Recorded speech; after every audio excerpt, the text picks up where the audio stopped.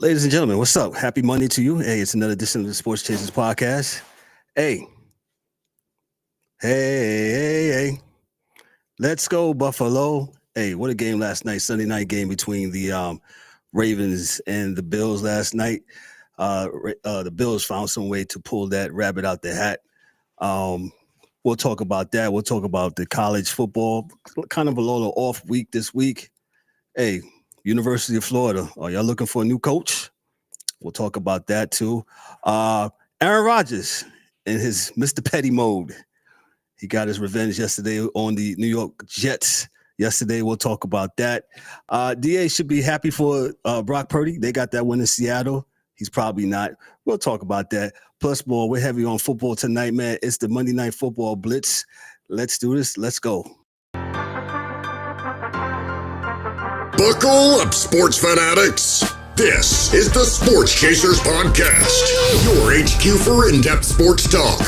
Join host Kevin L. Warren and crew as they dissect the hottest stories, ignite debates, and bring you closer to the action. From locker room whispers to expert takes, we cover it all. It's game time, so strap in and grab a drink. The Sports Chasers Podcast starts right now.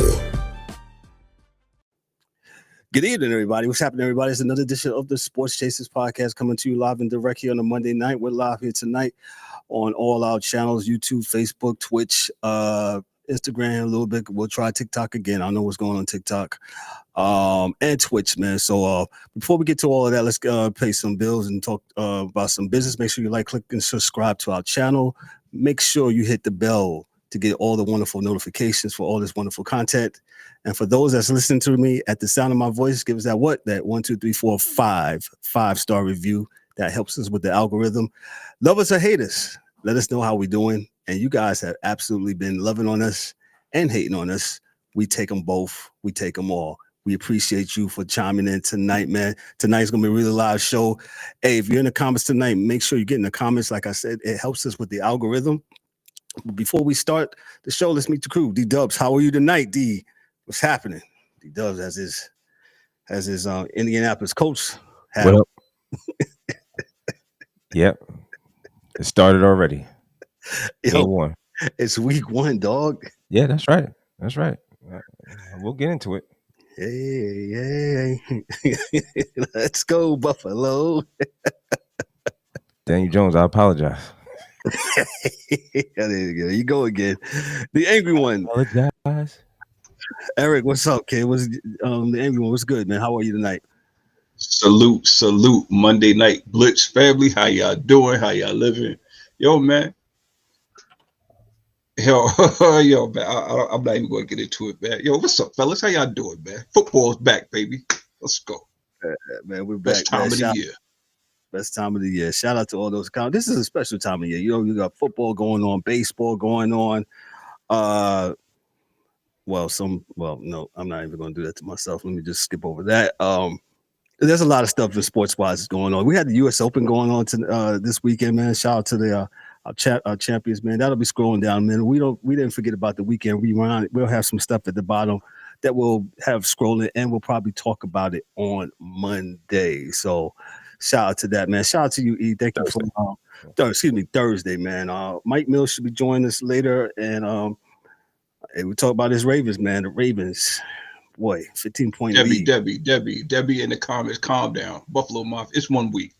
Everything that we going to talk about, I just want everybody to understand it's 1 week. It's just 1 week.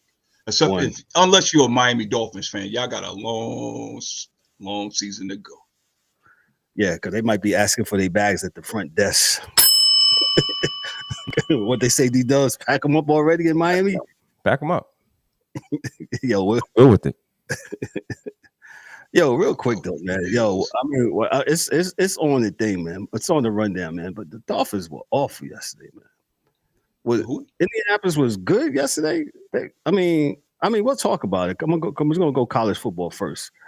But man, that's kind of hard to stomach yesterday, man. If you got to be a Dolphins fan, man, you're like, what happened? What happened? They're burning their jerseys up already, man.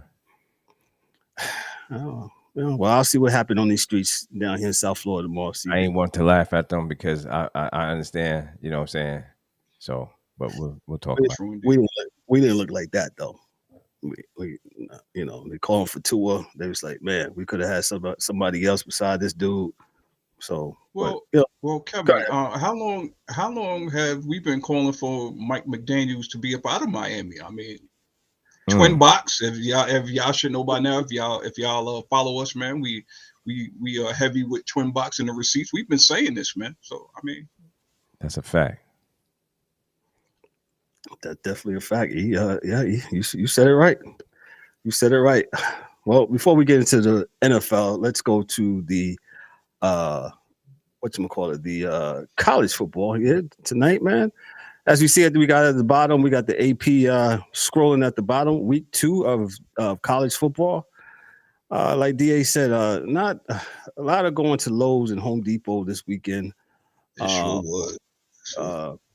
And when DA says that, no disrespect to no teams or anything like that, but let's just be honest, man. There was a lot of 60-3, 70-5. There was a lot of those games this weekend. East Carolina University, the Pirates. Okay, it's right here in my backyard, about 40 miles down the road. Greenville, North Carolina. Yo, man, they put up 56 points. Let that sink in. Who they play? Campbell. I don't even know where Campbell University is at. Again, where's Campbell at? That's in. I'll get you some. Give me the line. Some research. Go ahead. I know I've heard of it when I lived in that part of the country, man, but I forgot where they're at. They got to be in North Carolina. Ohio State plays Grambling. The best thing that happened to Grambling when they outplayed they band. Where's it at, E? Bues. I don't know if I'm pronouncing that right, but Bues Creek, North Carolina. I have no idea where that is. I have zero idea where that's at. Let's see here. It is. Well, if you're familiar with Lillington, it's east of Lillington, North Carolina. I don't know if that helps or not, but that's the closest thing I see here. Shout out to Campbell University. We appreciate you. Go for Highway 421. That's all I got, man. Let's move on. Y'all took y'all $1 million, I guess, from East Carolina, and y'all got stomped on, man. If you got that much from them. Wow. I'm just saying, man. This is not a Power 5. Well, I guess it is, but no, it's not. Yeah. Shout out. East Carolina's not in the Power 5. No. Yeah. So you probably got about $250,000. Yeah, definitely, man. And some Newports. Definitely. So some of the things from the power rankings, as you can see, you have let me just some of the highlights. Game winning kick from Kyle Conradi nails a 54-yard field goal with 152 remaining, giving Iowa State the victory over Iowa. That was a very good game. Back to the Robin Williams. This marks Iowa's second straight Cy-Hawk Trophy victory and their third in 4 years. That's a in-state rivalry. Momentum control on Conradi also delivered earlier field goals from 44 and 27 yards, putting Iowa State up early. They had a couple of turnovers, and that's basically what won that game there, though. But D-Dub, before I dive into the Florida people, the University of North Carolina at Charlotte, they had a University of North Carolina and Chapel Hill. They visited the Queen City on Saturday night. That game was in prime time, man. I don't know how y'all get prime time down there. I don't know either. And I don't think they know, but go ahead. It must have came out of Bill's paycheck. Chapel Hill traveled up to the University section of Charlotte, secured his first collegiate head coaching win in his debut season at UNC. The Tar Heels beat the Charlotte 49ers 20-3. Gio Lopez connected a 51-yard touchdown pass to Chris Culver on USA's opening drive. Davian Goss breaks through with a 12-yard rushing touchdown just before halftime, and me and D-Dubs was on the phone at the time, and he was saying, man, hey, if USC goes down there and scores, maybe we make a game of this thing. Because what was the score at halftime? I believe at halftime it might have been 10-3 or 17-3. 17-3. Yeah. 17-3. But here's the thing: they had an opportunity to score, and they failed to score on. Well, as you see at the final score, they scored. They hit the field goal the first time around, and they actually had momentum at one point, and they got down into the red zone and could not score. Well, they couldn't push it in for a touchdown.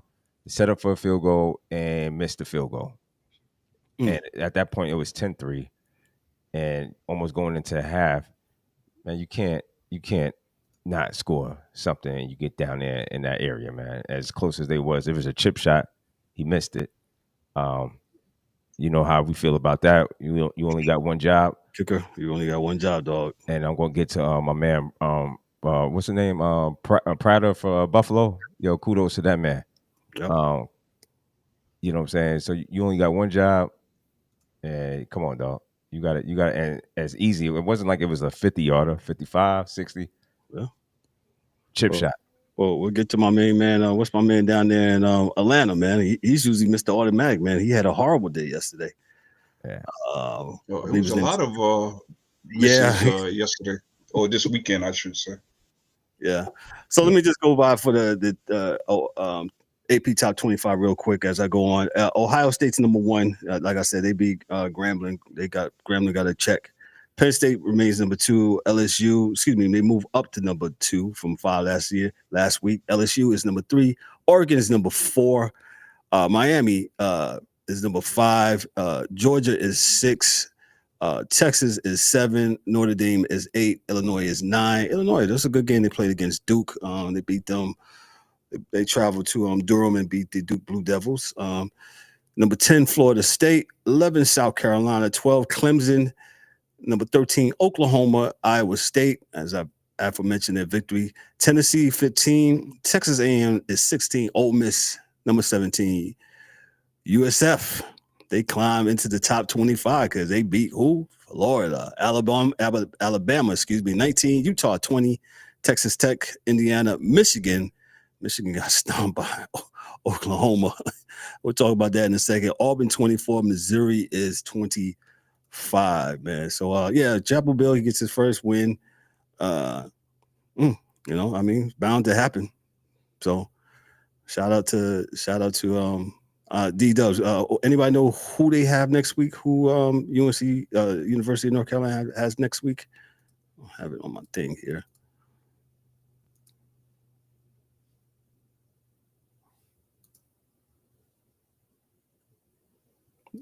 D, you're muted. My bad. They got Richmond coming in. But I don't think it really matters at this point, man. But I'll check back in. We couldn't hear. They're going to it's going to be a struggle for UNC. So, yeah, I would say you was muted. We didn't hear none of that you said, sir. Can you hear me now? Yeah, we can hear you now. Mm-hmm. Yeah, that's all I said. Okay, gotcha. UNC got Richmond next week at home. Gotcha. Okay. Yeah, I believe that they're in the conference and that it's in the American Conference. Richmond, I think, if I'm not mistaken. Yep.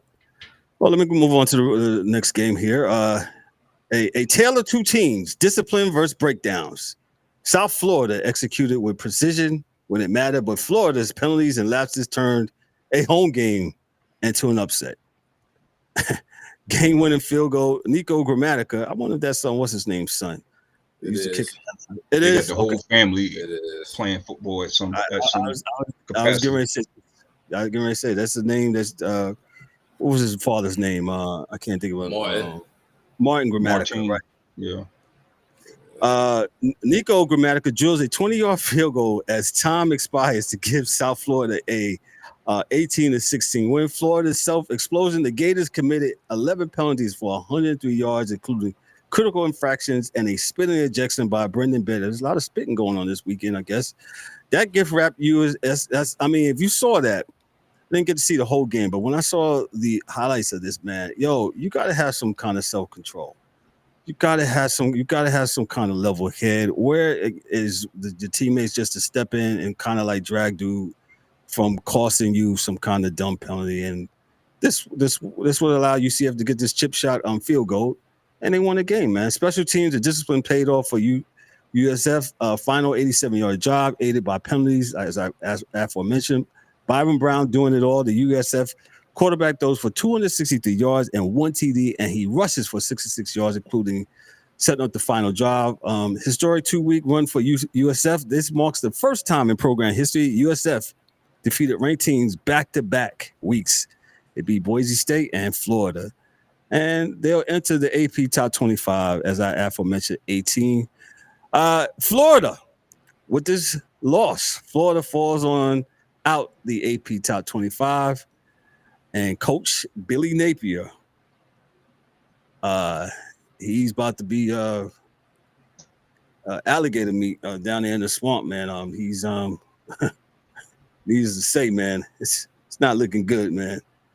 Yeah, USF, Miami. Yeah, yes, Ryan. Shout out to Ryan, man. Ryan in the comments. Shout out to our brother Ryan. Yeah, USF in Miami this weekend. That should be a good one, man. That should be a good one, man. I know, where is that game at? If anybody can help me out real quick. So that should be a good one. I guess it's in Miami. No. I'm looking at the wrong thing. No. I'm looking at the wrong thing. My fault. Let me go back. It's in Miami. Okay. Hard Rock Stadium. Yep. It's in Miami. It's gonna be a Hard Rock. Okay. All right. Cool. All right. Well, Kev, I just want to say, if anybody watched the game the week before against LIU from our part of town, our previous part of town, even though they scored 55 points, they did not look good at all. I was watching that game with my son-in-law, and he was like, yo, man, yeah, they better get their act together before they get into conference play. Well, little did we know, they didn't have to get into conference play to get punched in the mouth. So wasn't that game close early? That game was close early. Yeah. Mm-hmm. Yeah. So, I mean, Florida been treading water for years. If we being real, that's true. They have been one of the weaker teams in the SEC. Like they went 8-5 last year, but they still finished 10th. So, true that. Yeah, I think that's There's something else. Well, Billy Napier, man, I don't know if he's going to survive this year, man. So he's definitely something to look out for. So what are the games here real quick? Oklahoma. This is all from CBS Sports. With the spotlight, a signature cornerback for Oklahoma Sooners, a performance that speaks volumes about leadership and his resilience. And let's see what happened. John Napier, MVP performance, as they were saying, rushing 2 touchdowns on the ground, passing 270 yards, 1 passing TD. Key contributor to Oklahoma's 24-13 victory over Michigan. Coach Venable players game mindset downplayed the whole post game. I'm embarrassed. This is a player's game, he says. His leadership set the tone. Defensive held Michigan to 288 total yards. This is not Michigan's your mama's Michigan team. They've been doing what they've been doing. As far as I say, they fall to 1-1 and out the AP top 25. So look for Michigan to not. I guess they get their act together. I forgot who they play this week. I had it up here, but I'll get it back there again, man. So, but that's it. Like I said, not a lot of marquee matchups this week in college football. It's one of those, hey, we need to tune up before we get into, I guess, like E said, conference play or whatever, when we start playing these other teams. Shout out to the first week. Like I said, the first week of college football was phenomenal. It really was. A lot of matchups held true to what it was. So, shout out to college football. And DA, he will have his yard work or game work on Thursday night. He tells you chores or scores. Let you know if you need to be doing some chores or looking out for the scores, man. So I want to bring attention to what's my man up in Syracuse, man. Syracuse beat UConn the other day. The game went to overtime. I believe 26-20. don't have in front of me real quick, but the coach for what's my man's name? Coach of Syracuse. Coach. He did something very unprecedented. Remind me of my football days. Fran Brown said, so if anybody had, let me put some context to it. UConn's not that good at football. Basketball for the ladies and the men, yes, absolutely. I would say their football program is pretty young per se. It might be, I don't know, maybe 10 years, if that. So that sounds about right. Yeah. So they entered the football program. They entered the football field on Division I, and Coach Fran was like, "Hey man, this shouldn't have been close." And I don't know if y'all seen it. When I saw the highlights to it, I was like, "Why are they running up and down?" I said, "Oh, this is pain and punishment for making this game closer than what it is. This should have been one of those 58-3 games or 65-0 games." And he's trying to make a point. Hey, you guys need to come to play every day. And he had them boys doing wind sprints right after the game. And, that's very, very old school, especially in this day and age of NIL and how, if he does this to me, I'm out of here. I guess you're just going to be out of here, especially if that's the ship that he kind of runs. So I thought it was refreshing. I was like, wow, you got them boys doing wind sprints. He's trying to say, hey, you should have won this game it shouldn't have been into no overtime. Go ahead, D-Dubs. Kudos to him, man, because he made them run sprints after the game. Or I mean, literally right after the game. As soon as the clock hit 0, got them out there. They thought they was going back to their locker room to celebrate. Yeah. Nope. They got their whistle out. But he made them run sprints. He making men. He made men, making men. So, that's holding people. So that's what it was. Yeah. That's what it was. It's like, go ahead. Maybe again. Maybe that's what Florida should have did after that game at LIU, because that's a fact. Just saying. Yeah, man. A little hard work, a little dedication doesn't hurt anybody, man. It gives you results, positive results. Paying attention to detail also. Paying attention to detail. So shout out to Coach Fran, man. Like I said, I give him mad kudos because, like I said, in this day of NIL and players can just transfer at a whim. I guess they're about to put a stop to that. Now it's only once a year, but it's still stupid though. They're not doing it after this. But we talked about that last week. Yeah. He did that, and I haven't heard no blowback, but I heard pretty much everybody was saying that's pretty refreshing that he did that.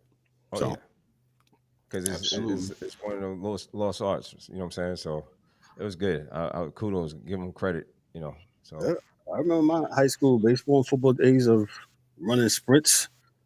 And, even if you won, if things weren't right, people wasn't paying attention to detail, everybody paid, and you got really, either your chest got swole or you got some cardio on. Right. And that's the problem. Mm-hmm. Like a lot, it's soft, man. A lot of this is, we talk about this all the time. Just, kids is a little soft. They let them get away with a lot more than they, back in the day. So, Yeah. Well, I totally understand. Shout out to him now. All right. So, like I said, not much going on in the in college. Like I said, not a whole lot going on, but hey, we'll get it on the cracking with the NFL, man. So I'm gonna just let me go to the first game. Let's talk about this first game here. We're in the NFL. Like I said, we're heavy on the NFL Blitz tonight. Let me go down there to New Orleans. Start out with this game. Very good game, man. Very good game. Tonight we highlight a season opening statement. Kyler Murray did just enough for Arizona, and discipline still remains an issue for New Orleans. Arizona Cardinals, they win 20-13 down in the Big Easy. Cardinals rally behind Kyler Murray Even while feeling under the weather, Murray completed 21 of 29 passes for 163 yards, and he delivered 2 clutch touchdowns, one to Marvin Harrison Jr., and the other a shovel pass to James Conner. This disciplined woes plagued the Saints again. They were flagged 13 times for 89 yards, a critical factor in the tight game. Arizona carried a 17-10 lead at halftime. Then added 50-yard field goal by Chad Riley and to stretch the lead. The Saints fight back late. Time ran on New Orleans after advancing to Arizona's 18-yard line. That was a crazy sequence when I was watching on the red zone yesterday. The Saints were forced into 3 incompletions following a spike, ending their comeback. The Cardinals opened their season 1-0, while the Saints under new head coach Kellen Moore fall to 0-1. I'll give it to you. This is your squad, the Arizona, the Birds, Dirty Birds, the Gang Birds. Yo, man, all I'm gonna say is this: Kyler Murray, go ahead. I'm happy for the win. It's crazy to see your team go through. And I'm sure everybody up here can relate to see a team go through transitions and changes. To see Arizona used to be this potent offense a couple of years ago, even though it didn't get them anywhere, to what they have now, where they're more of a dink and dunk and a more methodical offense, as far as like moving the chains and stuff like that. I will say it's refreshing. The defense played well, even though I feel like coach should have had these boys out there sprinting around after the game, because I feel like it shouldn't have been that close. But it is what it is, man. New Orleans, we all know they got you got a new coach, but they got a whole bunch of issues that they got to sort out. And I'm not surprised by this outcome. I really thought it was closer than what I thought it would be. But we get that W, man. And if Kyler can stay engaged, if he can stay engaged, it's a nod. Okay, you was sick, you came to work. Appreciate you for doing your job. But this team, I feel like this team should get better as the year goes on. We're in that NFC West where you don't know. I mean, the Rams look like they're the top, the best team in the division. But like last year, we all know how that goes. One bad bounce of the ball, and you be in last place. So it's a good window. New Orleans got a lot of stuff. They got some bad contracts, and they got a lot of guys that have tapped out already. What you thought about Spencer Rattler? Who? Quarterback.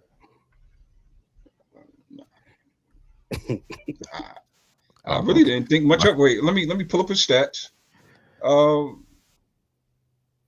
As I always say, like I told Daryl the other night, we were watching what game was that? What game was that, Daryl? I was telling you, they throwing the ball too much already. Chargers and Chiefs. Okay, we'll get to that game later. But Spencer Rattler, I mean, he was okay. I mean, given what he has to work with, I thought he played good. You know what I'm saying? Again, you about 200 yards. 46 attempts. Whatever, man. But 7 on 46. We'll see. Yeah, 214. Yeah, I mean, he didn't turn the ball over. No. But 22 carries for 107 yards for the New Orleans offense, who has an Alvin Kamara. Okay. I haven't heard Alvin Kamara's name in a minute. Got it. Yeah. Mm-hmm. So, yeah, definitely. Arizona, they're 1-0. The Pats, excuse me, I said Pats. The Saints are 0-1. So let me go to the most surprising game of the weekend, man. I think, in my opinion,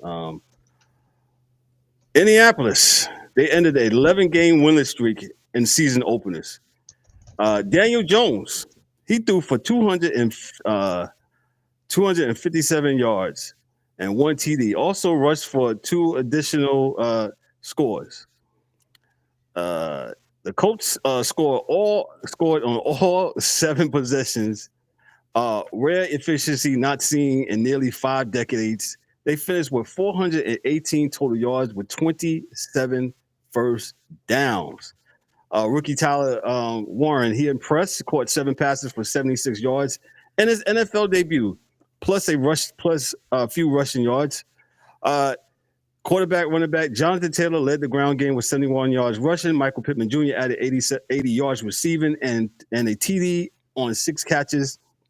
The Colts defense was stingy and sacked Tua Tagovailoa 3 times, and they intercepted him twice. Strip sack by Kenny Moore. Let's look at Miami. The Dolphins offense never found traction. They struggled, including turnovers, like I said, by the quarterback Tua Tagovailoa. Injured players like James Daniels and Storm Duck were forced out, contributing to the meltdown. Coach McDaniel remarked the team was dealt some strong humility after this blowout loss. I'll tell you this. Let me look in this camera real good. Real good, man.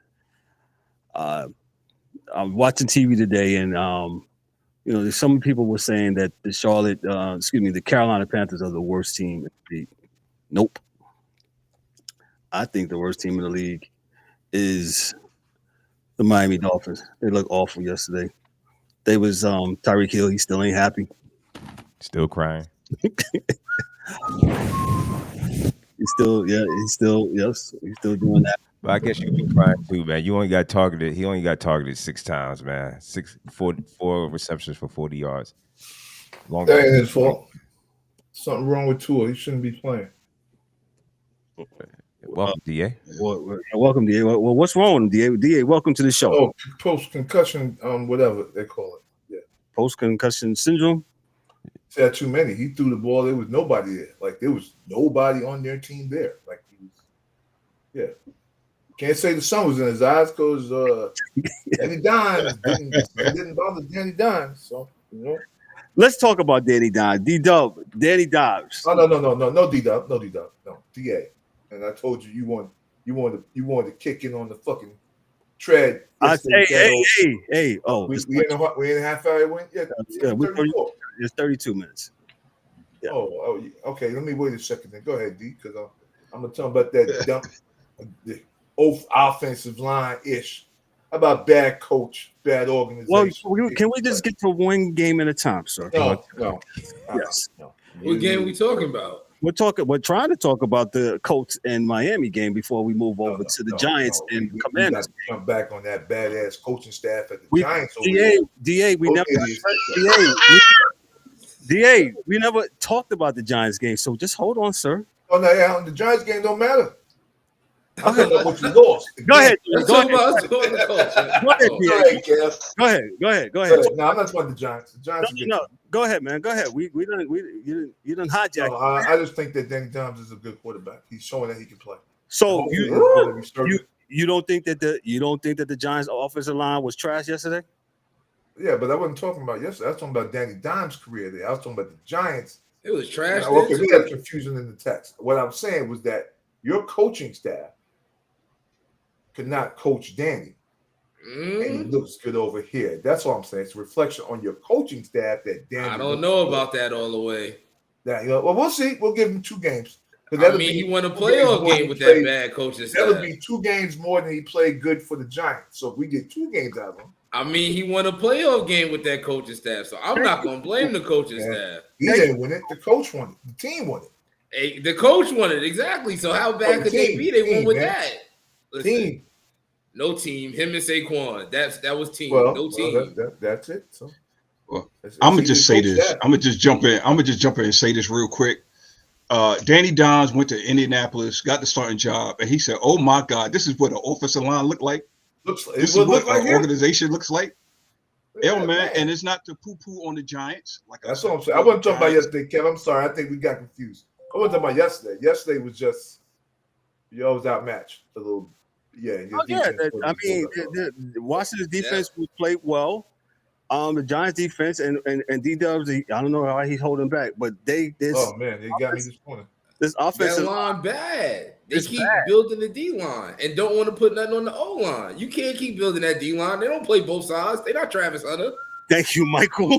Thank you. I mean, that's what I said the other year. I mean, I like Neighbors. Neighbors is And the year elite, before but that, and the it year was before some that. O-linemen sitting there. I remember I was This is pushing what Joe Alt. Now look at Joe Alt. Mike, I He understand. looking I'm good with in you, San brother. Diego, right? And I'm with Kev, and I'm with D, and I'm with all. But this is what I said to D this morning. I said, listen, if y'all can't ever find offensive linemen, y'all may need to go find some more scouts that can find offensive linemen, because other teams can. Like in 10 years, y'all can't find an offensive line. It's been more than that. Go ahead. Kevin, trying to help you out, bro. I love you. It's still good. What was your boy? What was the dude? What was the dude with the name? What was it? Flowers.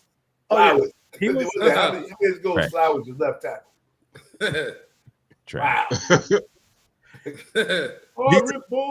D-Dubs, go ahead, man. Go ahead. Yeah, I've been patiently waiting. I'm going to stay on topic, though. I'm going to stay with Daniel Jones, who looked absolutely great. I mean, I wish we could have seen that from him, but I'll deal with the Giants on the next when we talk about the Giants. Right. Daniel Jones looked like he said, he got an offensive line protecting him. He didn't have to look for over his left side. Left side was protected. He was good to go. I mean, what else can you ask for? This guy, every time he touched the ball, they went down, they scored 7 times. So, kudos to them. We're going to say everything is only one game, right? It's one game. Right. For this What's the reason for this team, it's one game. He'll give us another little sample size of what he could do next week. I'm not sure if anybody could pull that up, who he plays next week, but we'll see. It's one game. Daniel Jones look. They got the Broncos next week. They ain't Miami. They ain't Miami. This is going to be another step up. So that's going to see if he's really about that. That's a good one. So that's going to be a good one next week. So we'll see. That's one game. However, I'm willing to give him grace, but I'm not willing really to give the Giants grace, and I'll talk about that in the next one when we get to that game. That's what lady saying, church. Mike, give me your words on the Dolphins. What do they need to do? The Dolphins, they need to blow it up. They look terrible. They've been holding on to that. We didn't have our quarterback. He was hurt. Now they got him, and look what happened. Bad on both sides of the ball. Flores was right, huh? Yeah, bad work. Bad dad. That Say it team again, is not DA. it. Say it again. I guess Brian Flores was right.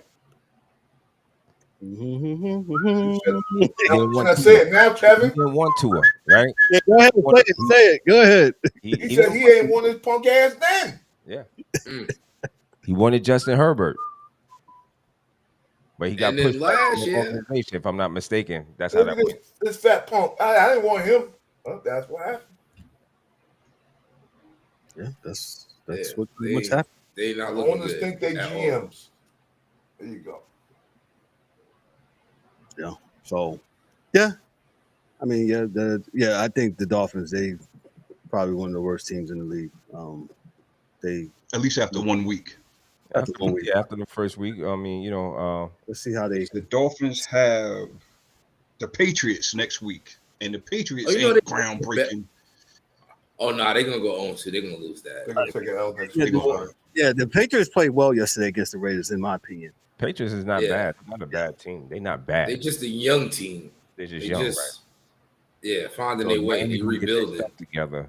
They could go 0-2 by next week. Is it in New England? If it's in New England, they 0-2. Florida. I don't think it's at home. They in Miami.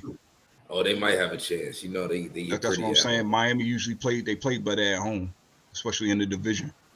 Yeah, especially when the weather's 70 and above. Mm-hmm. Let me move on to the next game. Let me move to the team that plays in the same stadium as the Giants. The New York Jets. This is also from CBS Sports. Aaron Rodgers, he throws for 4 TD passes in his Steelers debut. Leads the team 34-32. Rodgers comes home. He fires back. And he even got petty at the end. And, you know, reported. Y'all probably everybody saw it when they asked him, "Does this satisfy you?" He says, "Yep." To everybody over there. I hate everybody. So I hate everybody with the Jets, their mothers, their baby mothers. He said, "Go suck your mother." Go your mother. You understand? Rodgers turned back the clock with his 4 TDs, and he had 0 turnovers. Explosive second half surge. 2 of those touchdowns came with 50-second span in the second half. The game winner was from Chris Boswell. It's the career-long 60-yard field goal with just 1:03 left, stealing the comeback victory for the Kevin.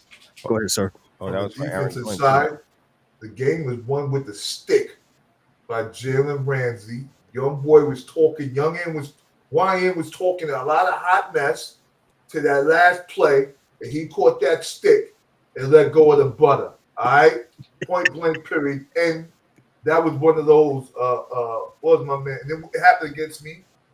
My man from California against Crabtree. He told me he wasn't nothing. Ain't never gonna be nothing.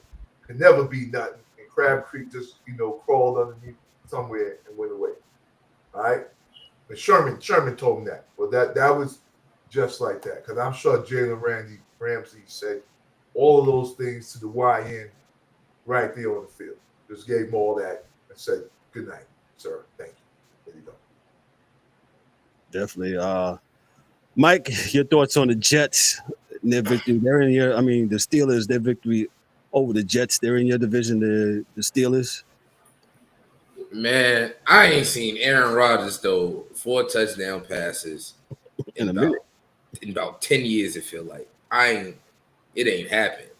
So shout out to him getting his revenge, but shout out to them Jets because them Jets wasn't supposed to be good this year, and that was an amazing game. And I want to say most of the quarterbacks that have debuted on new teams this weekend, they have looked good. Right. Maybe somebody's actually coaching out here. Maybe we getting some coaching. It's not many. Yeah, because Justin Fields, they didn't have him doing too much. He got to use his legs a little bit, and he played well. Short stuff, hitting people, went over the top a couple times. Nothing too crazy. But I don't expect the Steelers to be in shootouts like this because their defense is going to have to play a lot better because we don't know how many more times Aaron Rodgers is going to be able to do this because he had a little extra venom because of the Jets. But it was a good game. Okay. Hey, any thoughts on this before we move on to the other team that plays in that building? I just want to piggyback on what Mike just said. The Steelers, all you Steeler fans, y'all got this one. Kudos to y'all. But if you think old man Rodgers is going to carry y'all like this with no running game, with the defense playing like this, good luck to you. Jets played well. I like the offensive approach. They ran the ball. Breece Hall, 19 carries, a $107. Fields, 12 carries, 48 yards. They had 182 as a team. Just wasn't enough, but if they keep playing like this, they'll be all right. They'll be better than what people expect. I don't expect them to go to the playoffs. It's a little bit of a reach, but 6-7 games, I can see the Jets getting 6-7 games maybe. The Dolphins keep looking like this, they might get 6. Right on the nose.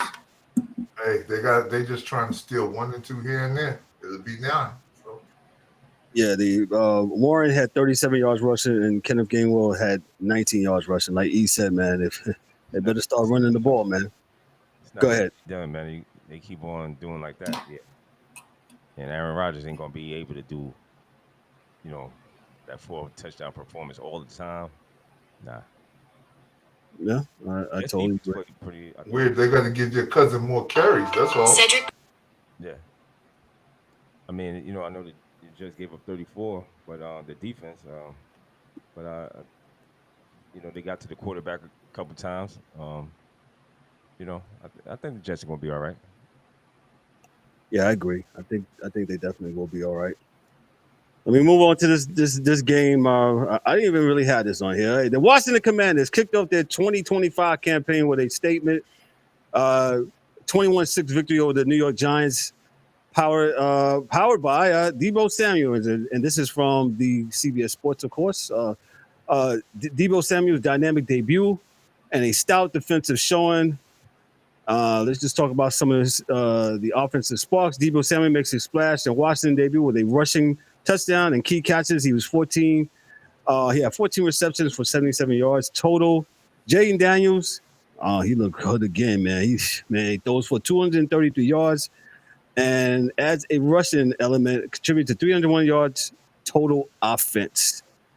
The rushing attack, Ja'Cory Cronky Merritt, the unheralded rookie, he almost for 82 yards. He played well too. Shout out to the rookie. The Commanders defense, man, like I said, they shut the Giants down. The Giants had like 8 opportunities down at the goal line early in the game. As I was watching that game, stand alone, and they couldn't get the ball in the end zone. They had to settle for a field goal. They got very fortunate. They got I want to say a holding penalty in the end zone. That put the ball at the goal line and 3 opportunities. They couldn't get it in there, and I guess the coach said Daboll was like, let me just put the field goal guys out there. He said, not good. Yeah, not good. Washington committed 12 penalties. They gotta clean that up. Wilson struggled. He was 17 of 37, 168 yards, no touchdowns. The Giants failed to score a touchdown for the 3rd straight opener.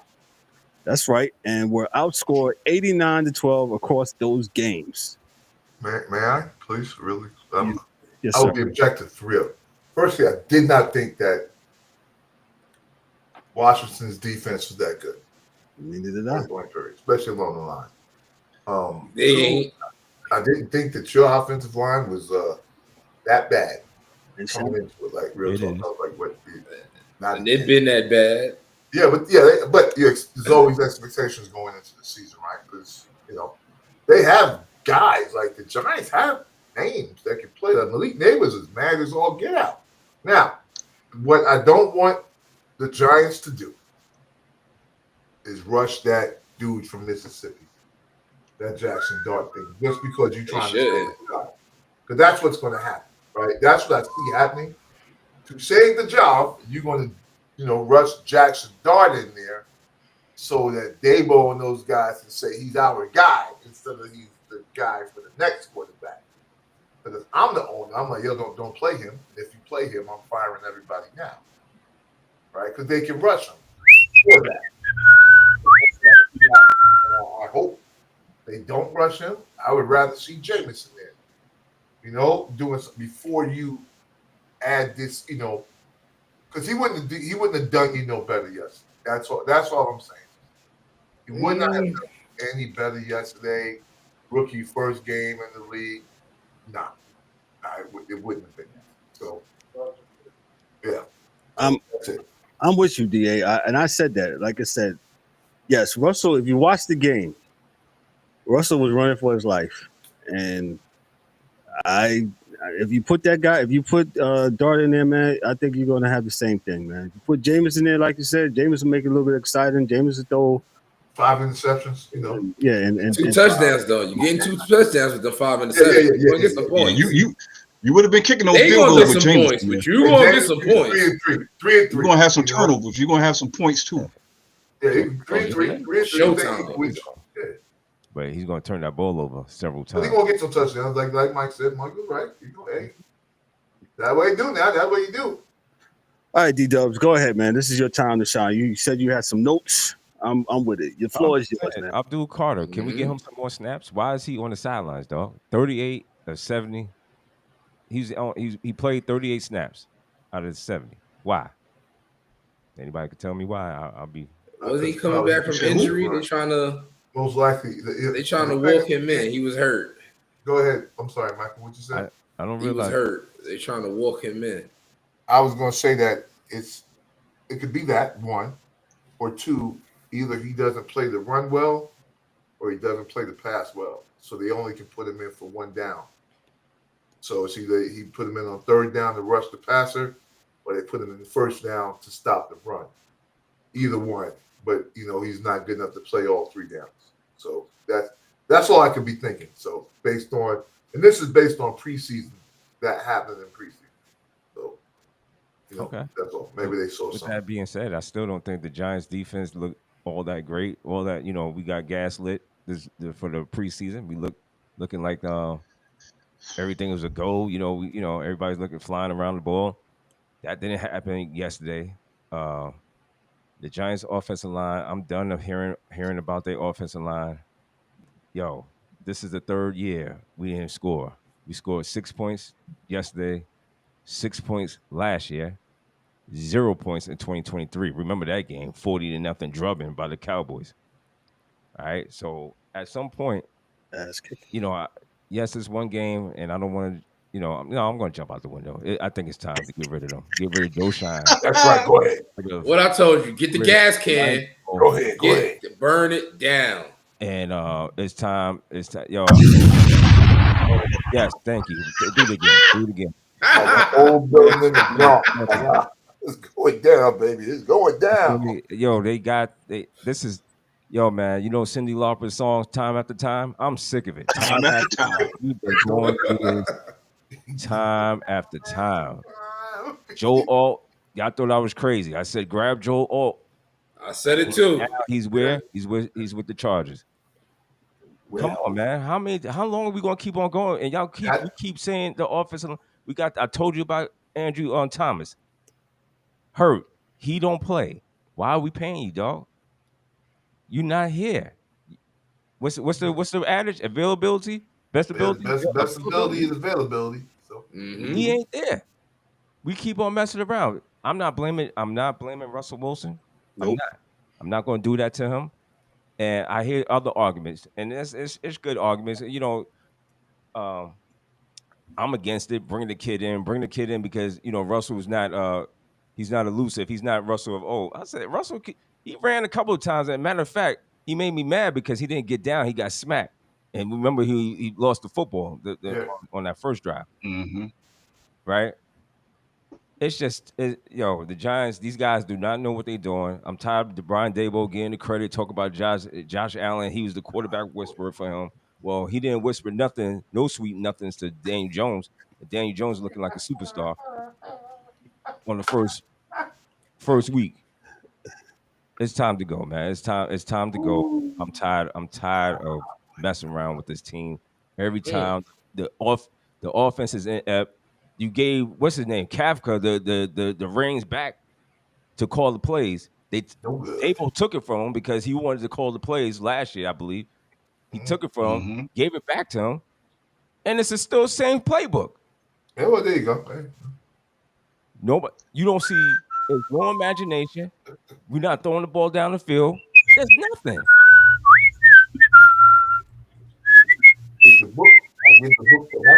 So what are we doing? There's no imagination here. Same book. Same playbook. All right. Go ahead. Yeah. So, this might sound like it's a hot take. It's not. I think if you go around the country and all the Giants fans feel the same way, it's sick and tired. It's almost when his first year, Daboll's first year, they scored 21 points. I think that was the one, and they got a win. Other than that, the last 3 years has been awful.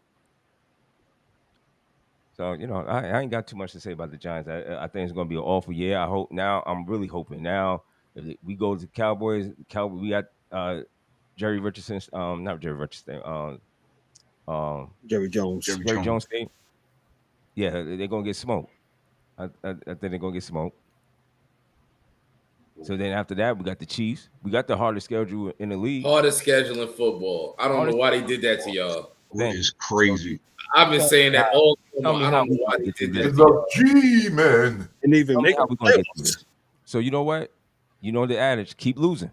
Keep losing. Hopefully, maybe you might get an offensive lineman. That's your adage, Darryl. Nah, because you draft a D lineman and then you trade back into the first round and don't get an offensive lineman. Why would you trade back somebody that was about to fall to the second and not get a lineman? Mills, preach. But this is what I said this morning. I'm gonna say this. I would say this. I said that last year. Yeah, I talked about, just go ahead and just lose and lose and lose. Why? Because unless you are going to get rid of everybody, the GM, the coach, and everything, all you're gonna do is reset the same bullshit. No. Because the drafting is terrible. To lose, and if the owner's smart, he'll make them lose, and he'll set it up for the coach that comes in to do what he needs to do. Well, hopefully they'll do that. I heard John Gruden's name out there. I said that's not a bad idea. But I know a lot of people gonna poo-poo on John Gruden, but a lot of red tape around Johnny boy. Brian Flores showed that he knows what he's doing. Go get him. Yeah. He got a good job though out there in Minnesota. He's with Pittsburgh, right? Nobody bothering him out there. No, I think he's a coordinator with Minnesota now. Yeah, Eric right. He coordinated Minnesota. He's coordinating. Nobody bothering him. They probably paid him a lot of money out there. So whatever. I go to New York. The time is now. If the owner is worth the damn, they'll go ahead and fire the squad now. I mean, because this is obvious. This is the same playbook, and it's a bad one. Should go get Rex Ryan. To anybody that would like to know the chorus and the lyrics to Cyndi Lauper's song back in the 80s, if you lost, this is the chorus. If you lost, you can look and you will find me time after time. If you fall, I will catch you. I'll be waiting time after time. In front of their TVs. Tears in their eyes. Bro. Man. In their hearts. Time after time, dog. He wants to do what? He wants to blow up the Giants. I see Rex Ryan today, and if y'all want to get Redman, he's always begging for a job. You got to see him on TV. Man, go get Rex, man. I think Rex could do it. Yeah. Go get Rex Ryan. I don't want Rex. Y'all already got pieces on defense. He'll align that, and then he go get a quarterback that don't mess up, and y'all be all right. That was another thing. The defense was soft. It was soft. So, yes, I'm blaming everything. I gave Daboll a pass. Everything lands on his lap today. Matter of fact, he should have been gone 12 midnight this morning. Well, let me just read this so we can move on. We have to move on. Head coach Brian Daboll sidestepped questions about Wilson's status going forward, refusing to commit to the veteran as his starter for week 2. We're going to get home and look at our game, Daboll said after the game, when actually he will consider starting Jackson Dart next week. Collectively, we all got to do better. And we just right here after the game, Daboll said, I got confidence. We had to do better around overall coaches, players, all around everybody. So we'll get focused and ready to go on to Dallas. So that was his question. And I'm all seriousness, I'm like D, and like DA said, man, I don't want them starting this kid, man, just because they're trying to save their hinds. I'm like y'all, I'm better off just start Jameis, man. If y'all gonna do that, man, don't do that to this kid, man. And as E always said, E, what's your example you always give? In Washington, when you was rocking Jason with the Campbell. Man, they killed him. That dude had 3 coordinators and 2 coaches in 4 years, and you expect him to look like a quarterback? And he was a good quarterback. And this is what happens in the NFL, man. They eat each other because Daboll trying to save his job. So he's going to do he's going to, I told you yesterday, he's going to succumb to the pressure. I said, please, but don't put the kid in now. Now, if we already talking about there's not an offensive line. Why are we going to do this to the kid? And put him out there to get his confidence smashed. Don't make sense to me, but they'll do it. They'll do it. Confidence, he's going to get smashed. Say that again, D? I said, forget his confidence. He's going to get smashed. Well, that too. But I'm just saying, you know how it goes. They throw you out there. Next thing you know, you throw them 5 interceptions. And then the whole city's blaming you. The whole league. Hey, man, that's what happened. That's what happened to to homeboy down in Carolina. He came back. Oh, never mind. I'm sorry. He ain't come back. Yeah. He thought he came back and remembered who he was this week. He's still in it.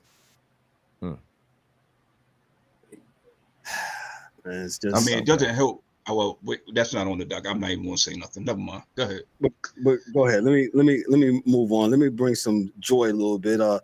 Go down to Brazil Friday night's game. We'll just focus on this real quick. Justin Herbert, he delivered a stellar performance, 318 passing yards, 3 touchdowns on a 25 of 34 passing, including 32 rushing yards, plus a crucial 19-yard scramble on the 3rd and 14 to seal the win. The Chargers stopped a 7-game skid against Kansas City. First win since 2021. Coach Jim Harbaugh called September 5th a date that will go down in Chargers lore. He says Kansas City had a sluggish first half. If y'all looked at it, Mahomes ended with 258 yards and 1 passing TD, but also forced 2 sacks. He led the team in rushing with 57 yards and a rushing TD. The team shot themselves in the foot a couple of times. Coach Andy Reid and Mahomes announced that the team lacked energy and must bring better preparation and emotional readiness going forward. They look kind of like how they did in the Super Bowl, not ready, to me.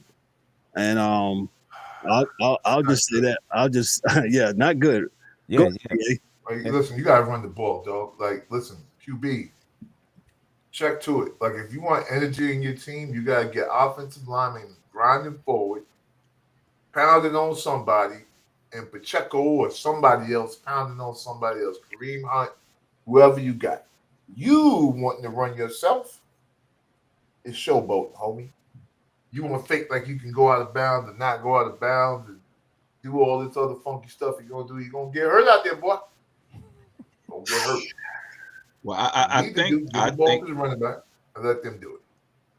Well, I think that the defense really didn't allow Mahomes to stay in the pocket. That's why he was running. He didn't have no chance. He didn't have no time to stay back in the pocket like he normally do. So, remember, that goes hand in hand. The defensive line played well. He didn't lose his receivers, though. He lost, right? All receivers? He lost 2, 3 of them. Yeah. He was looking to boy Hollywood.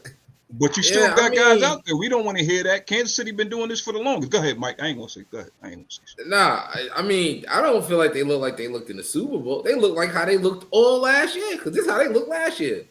Right. And then especially when your right tackle got to actually line up on the line, you look even worse. Right. He not 3 feet back to give him some momentum. But Kansas City been looking bad. I mean, people want to say Tyreek Hill. I don't think it's I think it's Bieniemy. Ever since he been gone, they ain't been looking right. They have not been looking the same. He can't get a head coach job, and they offense can't get no yards. Like, it's going hand in hand. They've been looking just like that for the last year and a half, damn near. They do just enough to win. Oh, the Chiefs are so good. Nah, the Chiefs outlasted you and did some bullshit at the end and won the game. So, shout out to the Chargers. I've never seen Justin Herbert run so much in my life.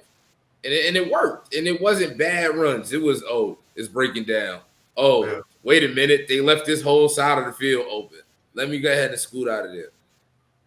Kansas City defense did an okay job because their defense used to look suspect. It's crazy now. The defense is the strong side. They offense looking crazy. But shout out to the Chargers. They only going to look better as the year go on, especially when they trust the rookie some more to hand the ball off to him. But they got him involved, but they didn't really have him running like I thought they was. But shout out to them. Yo, I thought this was a good start by the Chargers, man, because this is a game that we normally see them lose. They pulled it out, and they seemed like they had like a maturity about them, like, because it was like you see games that they keep. The Chiefs are staying around. These are the type of games the Chiefs that stay around and win the game with a funky field goal. It wasn't like that this time around. This time around, Herbert with what's his name? What's the coach name? Harbaugh. Yep. It seemed like this is year 2 with them. He knows what he want, what he's looking for, and he executed. They was poised and executed down the stretch. So shout outs to them, man. They did their job. I think we're going to see a little bit more from the Chargers this year. They're going to step the game up. I think I was 2 years too early. I told you that in the chat. I said I might have been 2 years too early with that. I think this might be the year where they get themselves together, go a little bit deeper in the playoffs. Gotcha. We'll move on to the next game. DA is going to really love my opening thoughts on this one. Sometimes the most unlikely hero emerges when it matters most. From an unknown third stringer to the story of the day, talking about seizing the moment. This is from CBS Sports, of course. Purdy. I'm sorry. Game winner by the unexpected Brock Purdy orchestrated the final drive, sending a deflected pass toward third-string tight end Jake Tongas, who made a clutch 4-yard catch for his first ever NFL touchdown with 134 remaining. I love Kev like air, right? But we're gonna stop all this slander. Yo, man, Purdy, I sent y'all the film. Purdy So we can do our film study. I don't know if Kev can bring that up. But we can do the film study if you'd like. But Brock Purdy looked to me a whole lot like Jimmy Garoppolo in the eyes closing and the flicking of the ball. There was basically no damn way you expected anybody on the same jersey to catch said ball, and you had a tight end that grabbed said ball and saved you. Well, $59 million well spent, everyone. There you go. That's what you spent it. Hold on. Not that he threw the ball and he threw it in triple coverage and the tight end snatched the ball. If it wasn't for this guy, this tight end, wherever you got him from, this is a whole different game. It's been 3 interceptions on his stat line with a loss. I mean, go ahead, Mike. These are the quarterbacks that the Niners like. They like the ones that when you need them to make a throw, they don't make it. He made it this time because somebody else made it for him, but they don't make it. Like Jimmy G. How many times he's like, yeah, show me something, Jimmy, and then Jimmy just interception, game over. He messes with me on this, and he bothers me, and he tells me I'm wrong all the time. But I will go down. This is the hill I'm gonna die on, right? I'm gonna tell you, my Niners are done. We shouldn't have gave him the money because we could have got any halfway good quarterback. Because that's what we do. Why you think the guy he's playing against? He played for the Niners, then he went to Minnesota, and then we don't need a great quarterback. We just need a quarterback that not throw the ball to others. We can get the Super Bowl with a guy throwing the ball over the team sometime, but this guy had another interception because he's not what's your boy's name? He's not Drew Brees. You know, he's not what's my man from Boston College? From our day, Kev, the quarterback. He's not good at throwing. He was just trying to layer the ball over the linebacker and get it to this guy. No, Purdy is short. He cannot do that.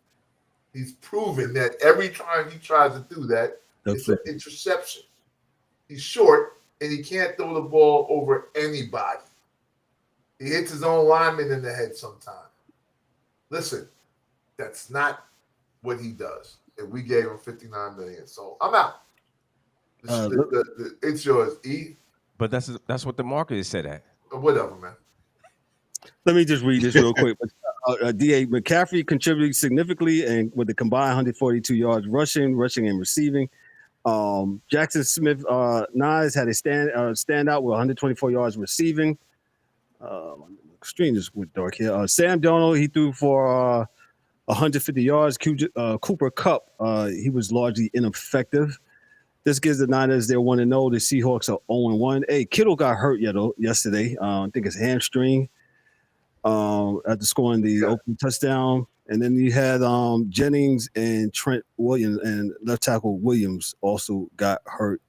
Darnold, he looked okay yesterday. You know what I'm saying? He don't have those weapons like how he got it and he had in Minnesota. That makes it a difference.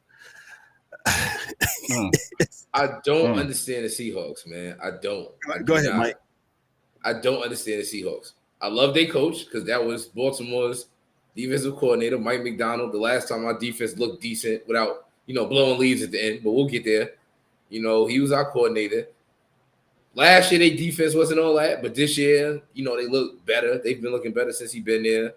But it's like, why get rid of Geno and go get Donald and get rid of DK and go get Cooper Kupp? Like, I don't understand it. Like, if y'all wanted to lose, y'all could have just not got nobody after Geno. Why would we go get Donald and go get 150? That's not feasible. That's not going to work. So I don't understand the Seahawks. This is going to be interesting. Yeah, definitely. E, go ahead. You were shaking your head. Nah, I was just Mike beat me to it. Sam Darnold looked like how Sam Darnold was going to look to me. You don't, like you said, you don't have those weapons in Minnesota. The number one weapon that you would have had, they traded away, and they bring in Cooper Kupp, who's at this point, at this stage of his career, is injury prone. Right. Yeah, I'm like Mike. I don't understand it either. Seattle should be okay because of their defense. Because it's the NFC West. But I'm like Mike. I didn't understand that strategy whatsoever. Should have kept Geno, let him be a bridge, and go draft you another quarterback. But not my team, so I don't care. Let me move on to the next game. Here, the Titans and the Broncos. You got the Cam Ward, the number one draft pick, against Bo Nix in his sophomore year. The final score: the Broncos defeated the Titans 20-12 in Week 1. Bo Nix, though he was troubled. Hold on one second. Though he was troubled, where was I at? Key offensive spark for the Broncos. Rookie running back R.J. Harvey ripped off a 50-yard run to set up the 19-yard TD by J.K. Dobbins, which swung the game in Denver's favor in the fourth quarter. Oh, look at that. I'm doing the Tennessee Titans, and Ryan shows up, man. Special teams impact. The Broncos converted despite messy offensive showings, while Titans couldn't capitalize fully. The Broncos dominated defensive performances, snuffed out the Titans scoring opportunities, and created late game chaos. A strip sack by Jaquan McMillan on fourth down sealed the win. If you saw that, it was pretty dope. Held Tennessee to just 135 total yards with 2.6 yards per play. Ryan, what's going on? And hey, what's up, fellas?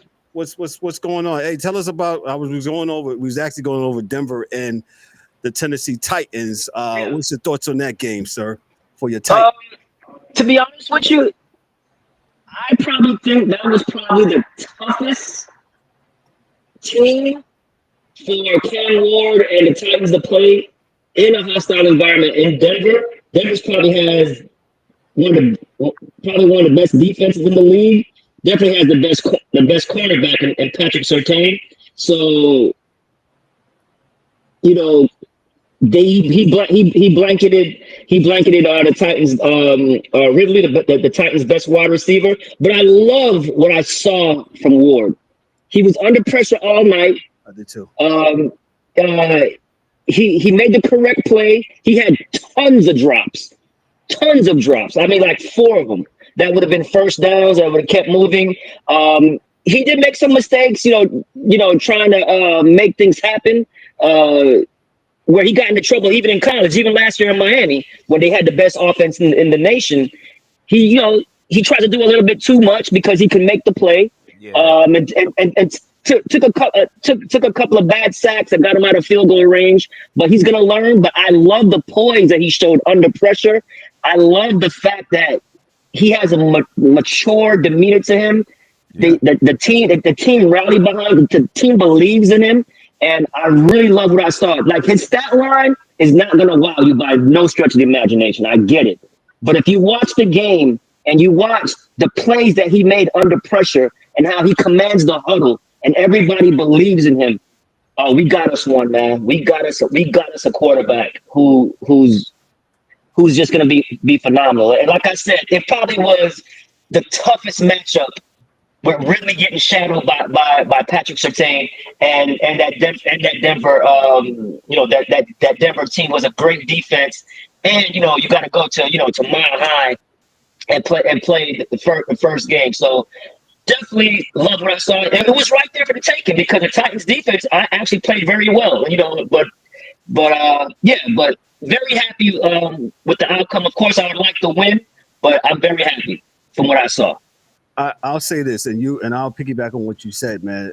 I saw a couple of times. You would have thought Ward was like a 5-year vet, the way how he commanded the huddle. Yes. Even after there was one of y'all receivers dropped the ball over the middle, and he was getting on them. And like you said, man, the quarterback position, man, those other players on the field, other 10, they gotta believe in you, and those guys absolutely believed in him yesterday. They believe in him, man. Yeah. Like there was a one play. It was an all-out blitz, and he couldn't even see, but he knew where the wide receiver was, and he did like a side arm, like he was throwing a baseball side arm, and just flicked it, and it hit the receiver right in the hands. It would have been if he would have caught that ball and stayed on his feet, he could have had like he probably still be running. So Brock Purdy.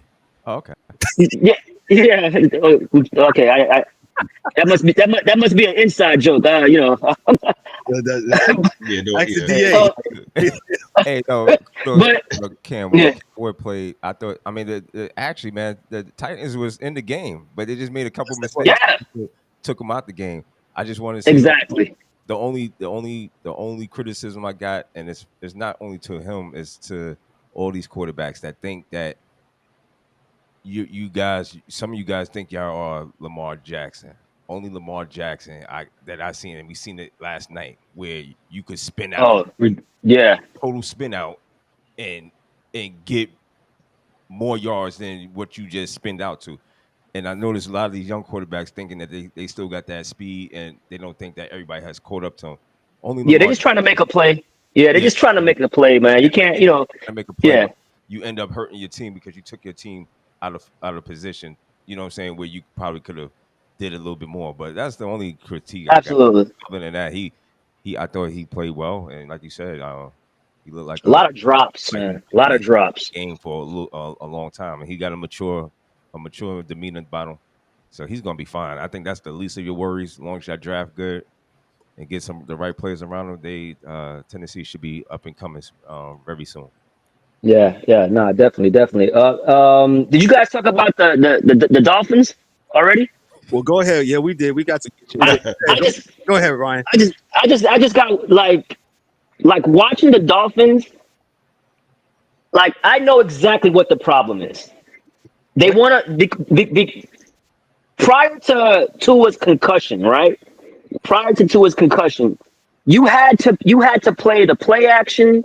You had to, even though he can't run, he's not a great scrambler. You still had to be honest with his running, right? What's happening now with Tua and the Dolphins is they're so scared for him to get hurt that they're playing this offense where they just want to get the ball out of his hands quick. Now, what that does is they know there's no play action.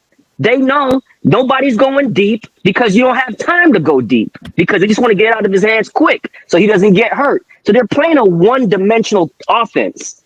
They're playing and it's not even that they're all fast and A-Chain is fast and not running the ball. It's the defense knows their first read. Their first read is they want to drop back, 3-step drop, 2-step drop sometimes, and the ball wants to come out. Well, now you can defend Waddle like that. You can defend Tyreek Hill like that because now all you got to do is press up because the ball's coming out quick. So now they just have their ears pinned back and they're just attacking him.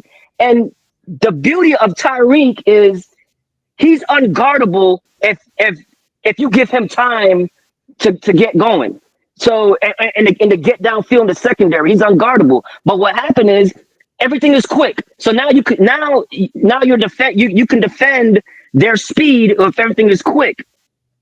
You're not giving them a chance to go down the field because you're just trying to throw a 5-yard hitch, a 10-yard hitch, a sluggo or a crossing route, a drag route.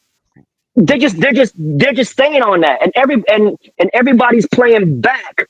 The safeties are playing back because they know that they're not gonna go deep, and that's the problem. Everything is just too fast. And either you're going to say, look, we have to play and open it up and play at different speeds. It can't always be this fast passing offense, or get him the hell up out of here. There you go. Because I was like, damn, we ain't gonna get to it, man. Yeah, because what's happening is you're trying to protect his health, but you're hurting the team. Because if Waddle, like before the injury, they had like the best offense in the league. We saw it. They were balling, and it was always bombs, right? It was always Tyreek catching these 30-yard bombs. He take it to the house. Now everything is so quick, it's easy to defend. Tyreek Hill hasn't had a pass over like I think 30 yards in like a year. He had 6 targets yesterday, man. That's just to let you know we already told him 6 targets. The 6 targets don't bother me, because if Tyreek Hill gets 6 targets, 2 of them are gonna be deep. So that doesn't bother me. Is that he can't go deep, because as soon as you say hike, we got to get the ball out quick because we don't want to get this guy hurt. You can't play football like that. The defense doesn't have to worry about play action. The defense doesn't have to worry about you running the ball up the middle. There's just nothing. It's just a quick pass and let's go. And you can't play football like that. I'm sorry. Let me ask and that's why they're struggling. I agree. I agree 100%. But I'm gonna add another thing to what Ryan said. When they were the number 1 offense in the league, why do they have time? And Ryan said this. Why do they have time to throw these bombs and set up play action? Because you ran the fucking ball. That is not what they're doing anymore. When they was number 1, they had Mostert and they had, I can't remember the guy's name, pardon self, but they was actually running the ball to set up those bombs that Ryan was speaking of. Now you have given up on the offense altogether. If you're not going to get Tua the F up out of there, then what you need to do is go back to running the ball, because you have Etienne, who last time I checked is a pretty decent running back. And how about if you want to keep the short passing scheme available, go to RPOs. That is a quicker play action. So if you run the ball, you can set up the RPOs and still go short if you want to protect this $70 million quarterback. They're terrified of them. They're terrified. They used to even roll Tua out they rolled Tua out to get Tyreek and Waddle more time to go down the field, and they used to light people up with that every week. They don't even roll them out anymore. It's just hike, 1, 2, 3, ball's gone. It's easy to defend. You can't all of a sudden be the top team in offense, and then now you can't even throw 10 yards. Nah, man, you got to get them out of there. Either you're gonna take the training wheels off and let them get hurt, or don't play him at all, because that's why Tyreek's frustrated. He knows we got to protect Tua, and that's why he's pissed. Are you ready to get McDaniels out of here? I mean, yeah. If he's not gonna change the offense, I'm like, why not? I mean, he hasn't. I mean, and not only that too. Now there's tape. There's tape on everything, and they just know. Like I said, man, whenever a defense knows you only have the one option, and you know you don't really want to do that. Listen, it's the equivalent of the goddamn Astros cheating. I said it. It's the equivalent of cheating where they knew what pitch was coming. They're just jumping on every single route. Every single route is just a quick slant or a quick hitch. They don't even run bubble screens no more. What happened to that? It's bad play calling because you're trying to protect the guy. All right. So I'm sorry. No, you're good. So if everybody's looking at the screen here, I pulled up a game from 2023. Remember that game when they beat the Dolphins, just whooped on the Broncos, right? That's pre-concussion. Correct. The Tua was 20. Look at the running. Look at that. Etienne, he was 18 carries, 203 yards. Tua was 23 of 28, 309 yards. And Tyreek Hill, he had his 9 receptions, 157 yards. He had his 1 TD. And look at the time of possession. So Ryan broke it down. Ryan's right. You can't continue to play football like that and have him in a fragile, don't break glass, man. Because it's you can't, bro. You can't. It's either you're gonna open up the offense and call a complete game, but this or you gotta go to somebody else, man. You gotta go to somebody else. Makes sense to me. Let me go to in my opinion. No, you're good, man. You're good. Let me go to the next game here. Game of the day. The Ravens. They squandered a late lead. Baltimore led by 15 points with under 4 minutes remaining, but ultimately lost 41-40. The Bills' last-minute explosion. Buffalo scored 16 unanswered points in the final 3 minutes, capped with a game-winning 32-yard field goal by Matt Prater, who was at the house during the training camp, man. He just got the job a few weeks ago. Josh Allen threw for 394 yards and 2 passing TDs and rushed for 2 more, including the game slicer in the final drive. That was crazy, that catch, man. Baltimore's offensive grit, Lamar Jackson generated 279 total yards and 3 TDs. Derrick Henry rushed for 169 yards and also found the end zone twice. But Henry, who I heard some crazy stat where, he don't fumble at all. Henry's costly fumble with 3:10 left shifted the momentum, of course. Special teams mistake. Rookie kicker Tyler Loop missed a PAT and had kickoff mishaps, adding to the late collapse. The Ravens defense breakdown, snapshot of soft coverage and failed resistance in crunch time, which allowed the Bills to come back. I got more, but I'm going to pass it to Mike Mills. Mike, you was heavy in our chat last night, man. You was saying I told y'all. I knew it was coming. Once we before the fumble, once we punted that ball, I was like, oh, it's over. It's over. We shouldn't have punted. We should have just went for it on 4th down. I'd rather we would have 4th and 3. I'd rather we'd have went for it. Because as soon as we punted, I knew it was over. And you had your 3 timeouts. So even though they had a short field, you could have, even if they would have scored, you would have had time to do something with it. They got all these trigger plays when we up 1 million points instead of just running it and ending it. Like, even if you trying to limit Henry carries, which I get because we whooping them.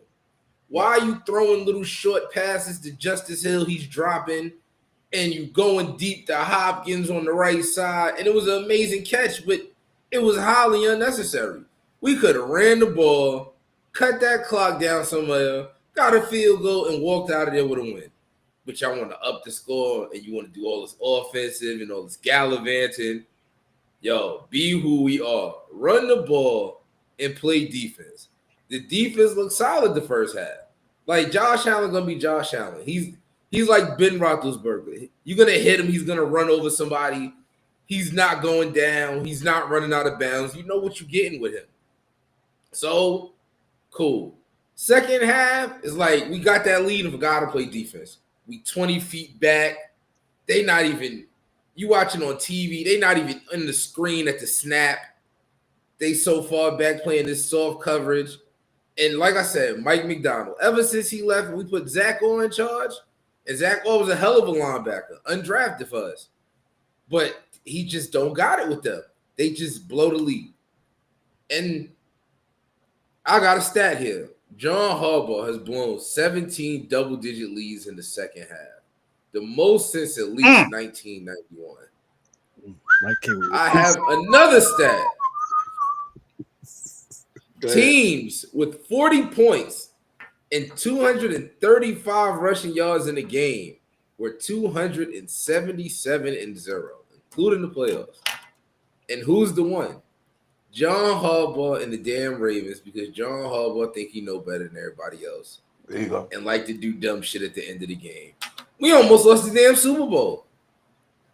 because he liked to do dumb shit at the end of the game. We tried. We thank him. We tried to give it to y'all. We was, hey, shit, you want it? Hey. We tried. I don't know what the hell. Like I said, Crabtree crawled over into under hole. I don't know. But everything went bad for Crabtree. The Ravens cannot survive like this. And this is why Lamar don't have the MVP last year. Because everybody wanted to give it to him. I said, hell no. Because the defense lost too many games. The defense lost too many games, and he didn't save him. He did enough. He did what he could. The defense fucked it up. So, this is what it is. We can't live like this. You ready? So what? Want to hear this stat? Yeah, go ahead. All right. So, my man, how many years Derrick Henry been in the league? 9 years, right? Yeah, something like that. Sounds about right. Yeah, it'll take him 300 yards to catch his yards total from high school, from NFL. That's how many yards you ran from high school. Wow. Yeah. Bad man. He make you quit football in high school. Dang. And that man was running.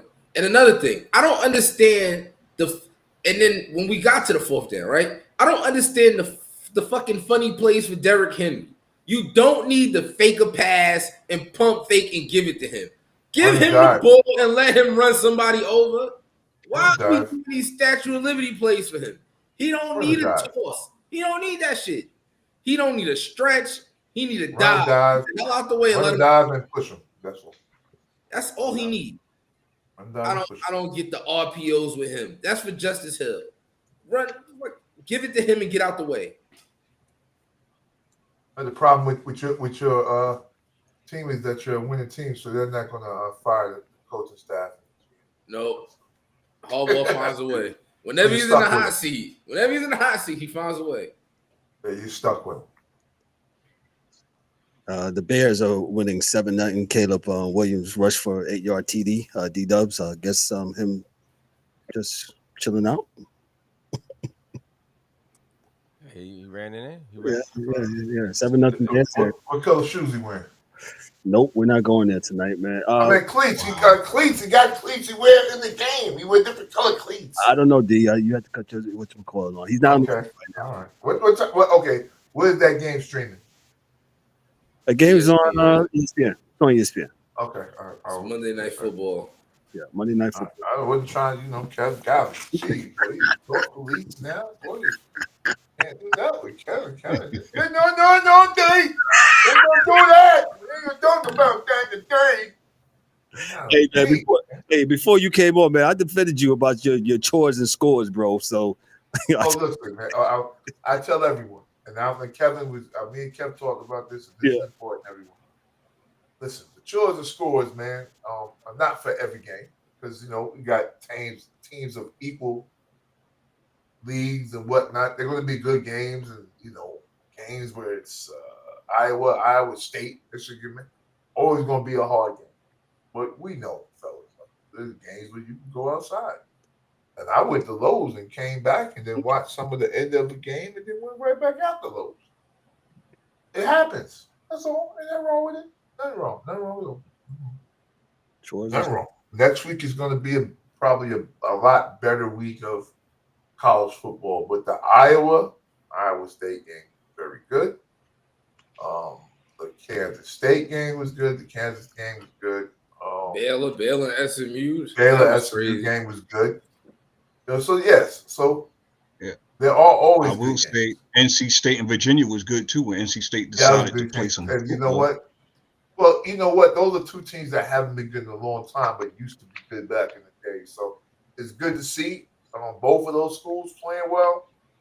Both of those schools do have problems with recruiting. Like Virginia has Virginia Tech, and they always lose to Virginia Tech.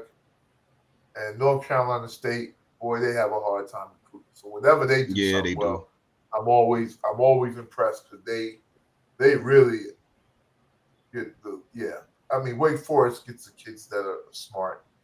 So they got their kids, but at Duke, hey, every 4 years they're going to be good. But they come to North Carolina, No, if we don't think North Carolina got kids, they will always have better kids in North Carolina State. That's just historical. So we'll see. See what happens. But it was good. That was a good game. For real. Yeah. Definitely agree. Mike Mills, anything before we move on? I know we're going a little bit over there, but this is the first week. Anything else about who the Ravens got next week, and anybody who the Bills have next week? Man, the Ravens got the Browns next week, so I can see this going one of two ways. I can see us whooping their ass, or I could see us going up early and then they come back and whooping our ass. So I don't have no prediction. Bills go to New I've York seen it and go play the Jets ways. next week. Wow, that's a good game. I'm more than that Bills Jets joint for real. That definitely should be a good game. I got the Jets winning that. Real quick, Da, it's not on the thing, but we talked about the Browns, and I know you've been very hard on brother Joe. Hey, they wound up to squeak the win out against Cleveland yesterday. Listen, You mean man, Cincinnati? It's gonna be bad for Joe Burrow this year, boy. It's gonna be bad. Boy, dude almost beat him, man.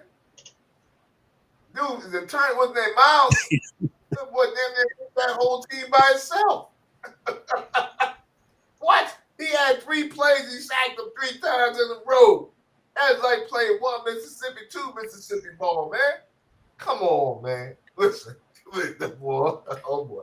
That ain't gonna be good for a team that really got a more than one defensive lineman. They were double teaming Miles Garrett. If that happened to him. So man. I don't even know what to tell you. Now they got to score a lot of points, man. And Joe got hit a lot, and he got sacked 5 times? First game. Well, I'm start seeing what we're gonna do in the offseason, me and Joe, because he's gonna be hurt. So probably by October he'll be done. He just be sit down somewhere. If he don't get hurt, he is definitely Joe Montana. So, and that coach gets fired this year, guaranteed. If he lost this game, they'd have fired him. So I think he's I think so, because they would have won the first game of the year with so-called one of the best quarterbacks in the league. 3-4 years in a row they won the first game. So and this is not a good start. Because the Browns are not really a great team at all. They was actually whooping them. So besides Myles Garrett, they were actually whooping. They was playing around with them, and then the Browns made it a game in the second half. Joe Flacco got some of that old man magic. And he has receivers. He has a good running back. Offensive line is average. So hey, it is. Yeah. Let me move on to the defense. No good, so we all know that. Well, Hendrick got sacked. So I got my check. Let me move on to the Bucks and the Falcons game, man. Hey, the rookie dude, Emeka Egbuka, man, he was on bad dude yesterday. One of the better games yesterday. The Bucks, they wound up winning 23-20. Hey, Michael Penix, man, he's a real deal too, man. So shout out to the Falcons. Shout out to the Bucks for getting that win yesterday. Mayfield threw 3 total touchdowns, managed to orchestrate the comeback despite early miscues. Egbuka finished it with 4 catches, 67 yards, and 2 scores, a stellar NFL debut. Michael Penix delivers a strong effort with 298 yards passing, 1 TD pass, and 1 rushing TD. Bijan Robinson, he shined early with a blazing 50-yard receiving TD and finished with 100 yards receiving. Young Ho Koo, who's always automatic. Man, he missed that one. I thought for sure. I said, all right, this game is going to overtime, man. He missed it. And that was the game I had. I thought when we had our picks, I said, I took Atlanta. I said, I'm going to get 1 game up on the world. I guess. Didn't happen, But Tampa Bay they're going to be there in the end. believe me, because they didn't even have the dudes. Tampa Bay has won like what 6 straight NFC South divisions. So yeah, but they got like dudes 2 or 3. not even back yet. I knew they was gonna win this game. Atlanta not there yet, and like you bench Kirk Cousins, and this is the same kind of game Kirk Cousins would have lost you. So what do we gain here? That's all I'm saying. Yeah, but Kirk Cousins old with coming out with an Achilles injury. That's what you gain. Right. I mean, so why pay him all that bread if this is what you're gonna get? You got the same result. What do you mean? Why would they pay to get him? Right? You have him. You go get him last year. You draft Penix. You sneak Penix at the end because Kirk Cousins do Kirk Cousins things. So I just feel like it was a waste. It's the same result. Yeah. The same. Oh, it was a waste of money for sure. Yeah, it's the same result. Well, the reason why it's not a waste of money because Penix is on a rookie deal. So you can eat the money. Kirk Cousins just didn't have it after the Achilles injury, man. Like I mean, he might bounce back now, but you can see the dynamics of a Penix. So I think Penix is the right move, but I mean he was good. He was good. He was good yesterday. They didn't lose because of Penix. No, not at all. He had a great game. Yeah, I'm just saying you can't eat no salaries in NFL, boy. That Kirk Cousins money is when I mean I understand what you're saying, but yeah, you kind of can because you can cut him anytime you want. So are you? Still, you can. There's still guaranteed paper, and then some of it will still come off against the cap, even if you cut them. Yeah, but depending on the contract, right, but it'll cut against what you. Can they're not worried about not paying him. Trust me. If they cut him, yeah. Well, then what are we talking about? Yeah. I'm a capologist, but I'm talking about if they cut him this year, they still couldn't get that money back in players this year that they could use to help them win. That's what it is. It would take time. Right, but they feel like they can't win with him. So now to Mike Mill's point, maybe it was a waste signing him to that. But hey, it was. But I mean, just because you're paying him, don't mean you gotta play him. You ain't gonna cuff your nose to spite your face if he knows that he doesn't have it, and you got Penix who needs the snaps and he has potential. You got to ride with him, man. You know what I'm saying? So. Oh no, I for sure. I'm just saying that the point that Mike is saying, I think, is that it's a waste because the money you paying that you could have been paying somebody else. You could have been paying a lot like of 4 or 5 somebody else's. Yeah, that's all. Yeah. And football is a game of numbers. It's a game of. The Penix might have could have won. He might have could have had pieces. Yeah, a different kicker. Might have had a different kicker, whatever it is. But what I'm saying is that, at the end of the season, everybody always says that it's not just who has the best, who has a health. Right. So, and that comes down to numbers. And to your guys' point too, it was probably a bad move because you signed him coming off an Achilles. Like doesn't make and he's older. So yeah. So yeah, you're right. You got good points. Good points.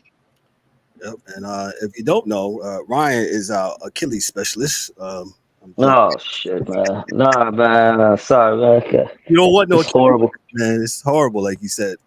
He told me stop playing pickleball. Okay, he said, "Can't stop playing pickleball, man. You better just listen. Stop playing anything that you gotta do anything with fast twitch." They opened up here. I know it's like a BJ's and Tacos with Instagram. Yo, it's late Norman pickleball. I said, boy, these motherfuckers gonna be out here dying. Now I'm gonna give me an ambulance service like back in New York. So, yeah. I'll give me an ambulance, boy. I'm just gonna drive dudes to therapy. Because this is the only problem. I told y'all what my fraternity brother said, who's a foot surgeon. He's like, man, His practice was, since COVID was down, boy. As soon as that pickleball started, boy, he's like, man, you've been doing surgeries all week. Hey, no, good way to put his kids no dynamic moves. Let me talk about the last game for the night, real quick. And this was on the Thursday night game. This was, of course, the Cowboys and the Eagles, and the Eagles defeated the Cowboys 24-20. They had a weather delay in this game. Let me see here. The Cowboys scored 20 points in the first half, including a TD by Javonte Williams, and a field goal. But key drops and a Miles Sanders red zone fumble in the third quarter hurt their chances. CeeDee Lamb's costly drops. Lamb dropped 4 passes, a career high, including 2 glaring ones late in the game that could have swung the results. Post game, he took full responsibility. He says, I take full accountability. If you think I'm not coming back 80 times harder, you got another thing coming. So, whatever, man. The game's over. Well, D, what you want the man to say, bro? He felt bad enough, man. Yeah, I know, but that 80 times hard is not going to get you to be one of those, right? Are you saying that he shouldn't wear 88? I don't give a damn about 88. Don't do drugs. That's all I can tell you, young man. Wear 88 if you want. Don't be out there like your boy. Don't be out there like your boy now. That 88 boy get you in trouble. They was hard on CeeDee Lamb, boy. Oh, they're gonna take it from him, Cal. They're gonna rip it off him. But you know what CD would have said? He said, boy, I can stand out here and tell a bunch of numbers. We all be out here with no numbers if this is what we doing out here. Yeah. Every number with the Cowboys has done something bad. So yeah, we'll go watch the thing. Jalen Carter's he got ejected early. He didn't even play a minute. The whole spit incident between him and Dak Prescott, marking the fastest ejection, in NFL games since 2005. So that's Jalen. So that's it. The Eagles are 1-0. The Cowboys are 0-1. The Cowboys got my Giants next week. Who the Eagles got next week? Anybody? I don't know. I hope not us. He said they got the Chiefs. The Chiefs in Kansas City. Yo, so Chiefs gonna come through 0-2, Sean? For real, Sean? Really? The refs in the league gonna let the players are gonna let that happen, Sean? For real? Stop playing, Sean. Chiefs gonna be 0-2. For real, Sean. The Eagles ain't look their best. The Eagles ain't look their best neither. Sean, but they always start the season like this. And then Mahomes got the refs got his back. Then, AJ Brown about to go out there and cry in about enough. If this happens again next week, Well, AJ, and then he's gonna have 150 yards. One target. Touchdowns. Oh yeah, he's writing his diary right now. If Jalen miss me one more time, boy, I swear I'm gonna wait till the next game. I pulled up in the Rolls Royce and you threw it at me one time. Oh, I got something. I'm in the Phantom, son. What's good? Gotcha, Yeah. man. But CeeDee Lamb, he also got robbed, man. One of them drops wasn't his fault. That was a pass interference, and they did not call that, and it was crazy because it was obvious. Which one you referring to, sir? At the end when Cuba Jean had pulled his arm, and then he didn't catch that ball. That was obvious. I'm like, this is crazy. That white guy said, listen, hey. The playmaker would have made that catch. I don't want to hear it. This ain't 19, whatever. This is now. Listen, you know them it don't matter. He was still recorded. He said, I'm one of 3 white defensive backs. Give me a break. Yo, whatever. Don't keep your hands to yourself. Act like it's soccer. Stop grabbing people. I did. You didn't see nothing. I seen it. That was egregious. Oh, Michael, you're on your own. Other notable game we had real quick was the Rams. They beat the Texans 14-9. Yeah, that defense there. That's the defense I am most scared of. Yep. The Rams. That Rams defense is very, very serious. Stafford, he got a milestone 60,000 career passing yards. He threw for 245 and 1 TD. The cool impact, he had 10 receptions, 130 yards, and over half of the Rams passing. Output game-sealing play. If you saw it, it was pretty dope. Lamb enforces a fumble. Flake recovers late in the fourth quarter. The defense shines. They had 3 sacks, 1 interception, 2 turnovers. Like DA says, the Rams defense is really so good. He just Two dudes from Florida State, man. That's real genius, man. I don't know why more teams don't do it. Draft teammates. Draft. Mm-hmm. Yeah, I mean, look at Justin Fields and what's his name in New York with the Jets. Yeah, if he'd have kept that not talking and not get popped off, he'd have been all right. You're right, D. Yeah. But look, friends can talk to friends. So right, Justin can say, yo, listen, yo man, don't be talking no ish to no DBs like that so you don't get smoked. You know what I'm saying? Especially not that one. That one got anger problems. Should have left that fool alone. Yeah, Jalen got. Yeah, Yes, got sir. That boy not rap too tight. Jalen different. You gotta leave him alone. I know. Yeah, definitely, man.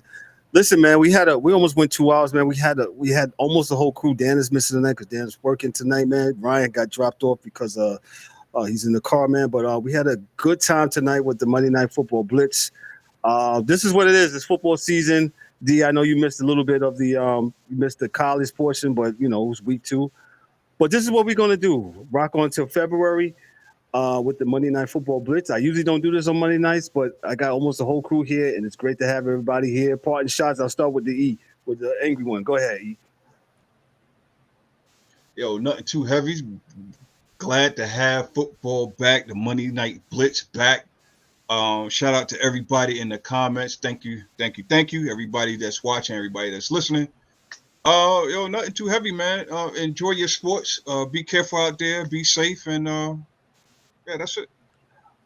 Mike Mills. Glad to have Mike Mills back in the building, man. He'd be getting captured by the peoples. Go ahead, bro. All right, glad to be back. Glad to be here. Shout out to everybody that was here. Shout out to everybody that couldn't be here.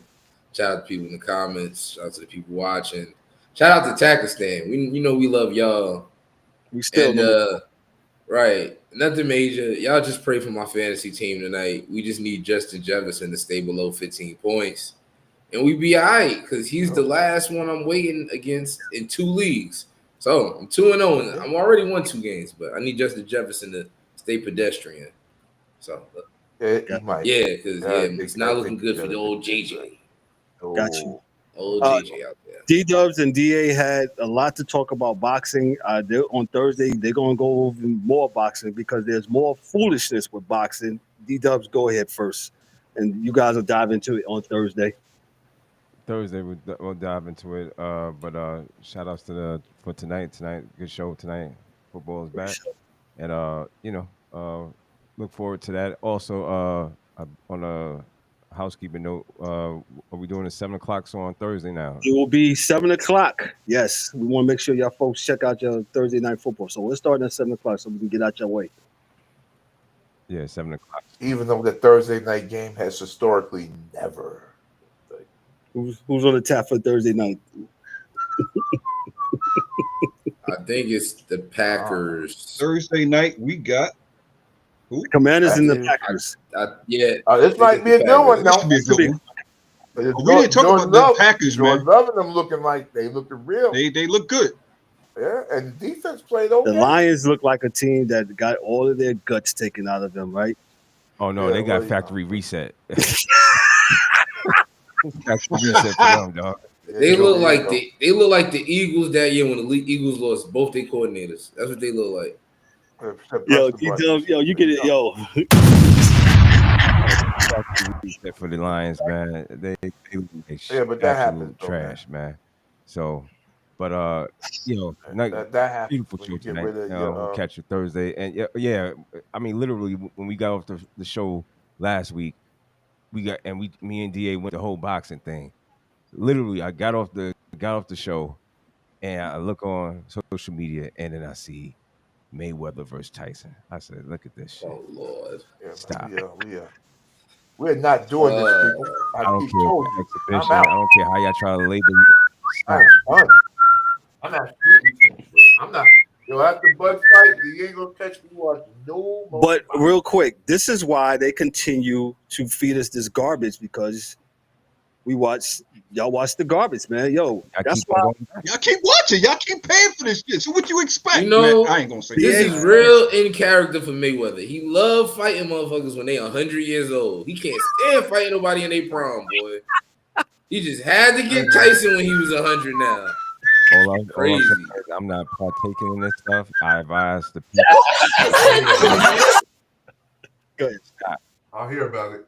I won't see it. Hey, man. Hey, we used to, when we first started this podcast almost 7 years ago, October 28th will make 7 years.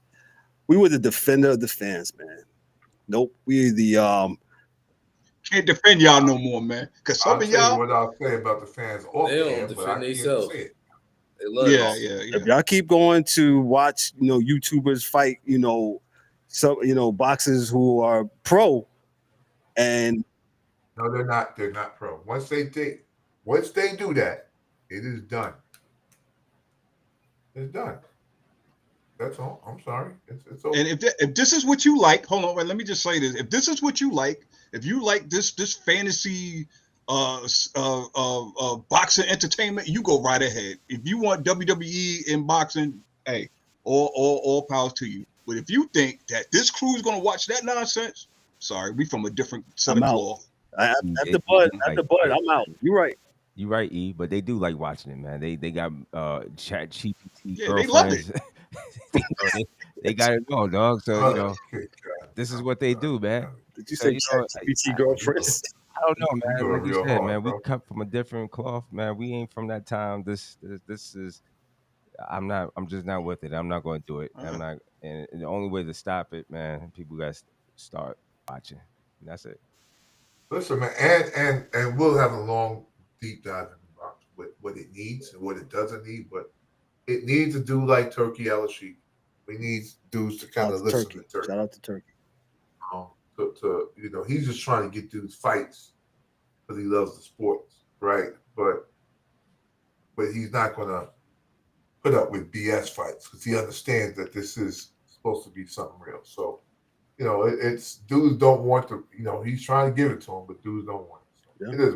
Maybe Dana White can consult. Because Dana makes his people fights, man. So. Yeah, or they quit. So, but he don't want to pay his people. So that's Dana's problem. Dana don't want to pay you. He got to be out there fighting, but he ain't gonna pay. Yeah, so. Definitely. Listen, we love this thing. Yo, Dame Dash. If you want some money quick, man, go ahead and get Cameron in. That's what all y'all always talk about, making money, right? Making money off of whatever y'all got going on. Go ahead and make that happen. I think Cameron got. I think Cam money good enough that he don't want to do that no more. Dame's a little hurt up. I keep looking at social media, man. He doesn't look that way, man. So pray that he get a little bit better, man. So listen, we can do this all night. Hey, Thursday night, 7:00, not 7:30 no more. 7 p.m. Eastern. The Sports Chasers will be here, man. Hey, shout out to Dan. Dan's probably checking in, probably busy, man. Dan, we miss you, brother, man. Shout out to Ryan, who was on earlier, man. So listen, we're going to get out of here. On behalf of myself, I'm Kevin L. Warren for Daryl D. Warren. What's up, you watching? I see you keep copying on your shirt. Say, what's up? Yeah, see what you're doing. Oh, I've been going crazy. Copyright strike. You don't need no copyright. I don't know what that is. It is, man. I don't know what you got going on. You're there trying to, whatchamacallit, man. DA, man, stop that, bro. I don't know what you're doing. You're trying to get us a strike, bro. Listen, before anything else happens, this is the Sports Chasers podcast. Y'all be good. Y'all be great. Be blessed. And, we'll catch you Thursday night if my mouse wants to work. Peace. Be good. That's a wrap for today's episode of the Sports Chasers podcast. Don't forget to subscribe on YouTube and your favorite podcast platforms and connect with us on all social media channels for exclusive content and updates. We'd also love for you to join the conversation, share your thoughts, and become part of the Sports Chasers community. And remember to tune in next time for some more real sports talk. Until then, stay frosty.